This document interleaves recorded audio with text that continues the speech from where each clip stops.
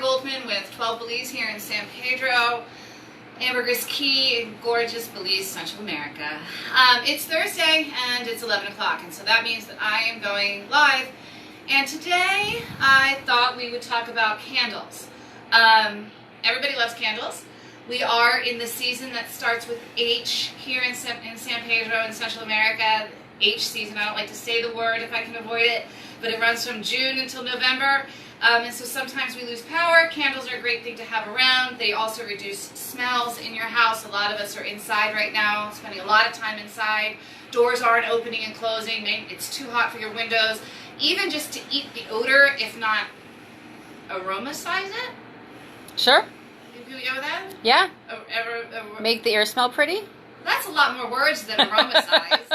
So could you, once again, here I find myself in a video wishing for smell-o-vision. I mean, Bugs Bunny was right. We should do smell-o-vision. So I started making candles. I alluded to it when we did the video a few weeks ago about my body lotions.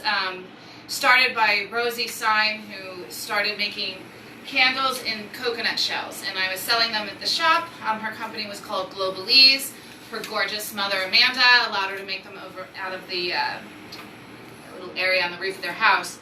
And then Rosie moved to California to start her life up there, and I purchased the materials from her business and then used the soy wax that she was using for other things. But she's the one that got me on these coconut shell candles, which I have to tell you are much harder to find than you'd think. Finding containers for candles down here has actually been a challenge, because to get these coconuts, you don't just like go on the ground and it's a coconut. Like somebody has to clean it out. They've got to, clean it out, which is harder than it seems, and then also has to sand the bottom for me, because you can't have a wobbly candle, because that would be really bad. Lisa Gochman from Texas says hi. Hello, Gotch. She's got her own show on Instagram, Gavin with the Gotch. Lisa Gochman is awesome. She's come down here a few times. I had to stay at her house once for, I forget what I was doing, got stuck in Houston. Hi, Lisa. So nice to have you join us today. We're talking about stuff in the shop, which you've been here, so you've seen a lot of these things from us down here. So I make soy candles, and there's a reason that I use soy in particular. I started using soy candles when I was, are you zooming in on me? Not on you. Just leave. I started using soy candles when I had my shop called La Tela up in Philadelphia out on the main line. Next to 30 Main, great food. Mike's been working so hard through this pandemic to keep his staff employed and cooking and amazing out there if you're ever out that way. But there was a company called Green Pod, Soy Pod Candles, and I fell in love with soy candles for a variety of reasons. The number one being that I fell in love with them is because they don't have soot. So you don't realize how much you're breathing in. If you're a permanent candle burner, like a lot of people like candles throughout their house all the time, they like the smell, they like the look, you'll wind up with black on your wall, and you'll also wind up with this being completely black. That's from the paraffin candles, that's not from soy. Soy does not give off that discharge, plus the wicks that you use for soy candles are also non-toxic. So you'll see that this winds up completely clean even though it's halfway burned down, which not only makes it stay pretty in your house, you're also not breathing in all that toxicity. So I fell in love with soy candles, used to sell the heck out of them at my shop in the States, realized I wanted them here, started with Rosie's original batch of soy wax and coconut shells, and then I took it from there. So a couple of things, the soy wax candles, like this is $36 Belize, that's 18 US. I have a variety of scents available, but this has 2 wicks in it, so this will burn for quite a long time. And then what I like about the soy is that after you're done with it, hot water and soap cleans it out, and now you have a little cute catch-all. It can be a little bowl, it can do whatever you want to do with it, especially if you're not here where these are abundant and these become something more special. So we have them there, and then I have always said there is no such thing as garbage, there's no such thing as garbage. Everybody's all worried about plastic and plastic consumption, and glass never biodegrades. As opposed to plastic, which will eventually biodegrade, glass never biodegrades. It can be recycled. We have very limited recycling here. There's a guy on the island who's been collecting a lot of bottles and doing stuff with it, making bricks and other things, which is amazing, but the vast majority of these just go in the garbage. So this, of course, is Grey Poupon. Now here's what I learned about doing jars. So people started saving me their jars so I would make candles. These don't sell to tourists very well. Some of them do, but locally if you need candles, these are great. They don't ship. They're a little heavier. than other things. So the glass is what makes them heavy. But what we discovered was if they don't have the lid, so I don't think there's any left, but I was making them without the lid and just sort of shrink wrapping them like this.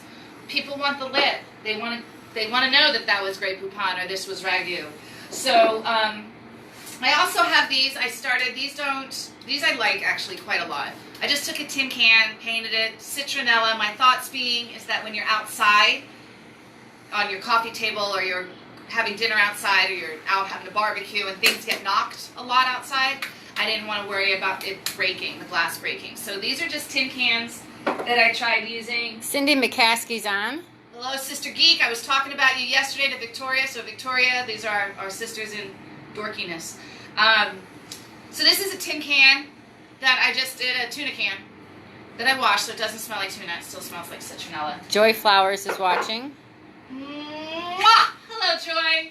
I love doing these videos. I feel like I get to see people that I never get to see, even though you just get to see me, but I know you're out there. I still feel you. So the other thing that we do is Belikin candles. So these are great for tourists. They're great for locals, and they're great for everybody like me who's frugal. So why do I like these if I'm frugal? Remember I showed you how clean these burn down. This is a 2-for-1 gift. This is a great gift for you for burning your candle and it smells so good, and then you wash it out and now you have your commemorative Belikin candle to remember your trip to Belize. Great gift for the guys as well. This smell is Caribbean tea, which is super musky. It doesn't smell like Drakkar, but it's so musky, manly, like even though it's unisex, but it reminds me of Drakkar. Oh my gosh, do they still make Drakkar? I don't know, but if somebody walks in here, I just want to smell them. Yeah. Because my first boyfriend in high school wore Drakkar, and I just smelled him all the time, Bob. Philip Ramsey is watching. Philip, your ears must have been ringing, good boyfriend. I was just talking about you. So I have a question about Belikin. What is it? Oh, Belikin. It's impossible for me to believe that people don't know what Belikin is, but you're completely right. I live in such a bubble. Belikin is the official and, frankly, only beer in Belize. For many, many years, there was a monopoly, and so it's kind of like Ford. You can have any color you want so long as it's black. You can have any beer you want so long as it's Belikin. But we are very proud of our Belikin beer, started by Barry Bowen and the Bowen family, his father actually many years ago. But people quite like Belikin. I don't, sadly. Sorry, guys, but I don't. I'm a watered-down, girly beer drinker, which means I don't drink beer here at all. So Belikin is the official beer of Belize. Yeah, it's funny to think that, how funny we changed that. I can't imagine a life not knowing what Belikin is anymore. It's like not knowing what Coors Light is, or Miller Lite, or Budweiser, you know? So that's what Belikin is. Thank you for pointing that out. It's the official beer of Belize. People love it a lot. They buy commemorative things because people like it. So if you got any collectors in your world, or just, want a cool candle and a little memento from Belize. Now, these are very special. These are very expensive. Because these are, can you see it? Mm-hmm. Amy got these, Amy who owns Wild Mangoes. These glasses, they don't make them, they're just commemorative. I think they gave them away as some sort of special thing. Maybe Amy can enlighten me if she sees that. So these, if you've got a true collector, you've got a lover of Belize, you've got a lover of beer, these would be an incredible commemorative gift for somebody. I can't think of anything else to say about candles. We do ship internationally, but... What scents do you have? I have all the same scent. I've got tons of scents. I've got all the same scents that I carry in my body lotions, but if you're looking for something particular, you can let me know, because I have a lot of samples left over from Rosie's business, and then also Rebecca Arceo used to make candles a million years ago too, and so I have some of her scents. But I specifically do clean cotton, which smells like what it sounds like, vanilla, and pure coconut. Both of those also sound like what they smell like. Lavender smells like what it sounds like. Plumeria. Some people don't know what plumeria is. Plumeria is a very light floral. Some people call it frangipani. It's the same flower that they make the leis out of in Hawaii, but we have them here on trees, and we call them frangipani here. But they're known as also plumeria. It's a beautiful light floral scent. Fresh apple. What else do I have? Pink grapefruit. Pink grapefruit is citrusy, but not so citrusy. Pink grapefruit, I don't know, Philip, you're on here, you know it. Everybody loves pink grapefruit. So anything light, it's very light, very feminine, scent that younger, like if you're like 30 and under, definitely loves pink grapefruit, but so do older people. But if I was buying a gift for somebody, I tend to lean them towards pink grapefruit or cucumber melon, because people love those two. They're very light, very flirty, very fun scent. They're not overpowering At either. all. Yeah, no, they're just light and clean and pretty. Erin Wood is watching. Hello, Erin Wood. How are you doing? I look at your pictures often. She's one of my brides at Banyan Bay.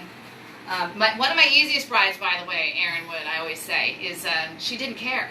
She let me do whatever I wanted to do. And then loved it, which is even better. Spa, which is peppermint eucalyptus. So it very much has a smell that reminds you of a spa, but it's not so earthy like a patchouli. So it's not nearly that earthy. I had to make it. I wouldn't want that much of a strong patchouli smell in my house as I'm making it. What else do I have? Caribbean teak, which is, like I said, a musky, definitely unisex, but a muskier, heavier scent. And what else do I have? I have unscented and Belikin chocolate. So I got a total of 12 scents. Unscented and Belikin chocolate are the two that are 100% natural. So the ingredients that's on the lotions. Sorry, we were talking about the scents because I have them on the lotions. But those are the candles that I have. We also have the lotions to coordinate. And somebody's trying to come in. And I can't think of anything else. Does anybody have any questions? No? All right then. Well, smell you later. Get it?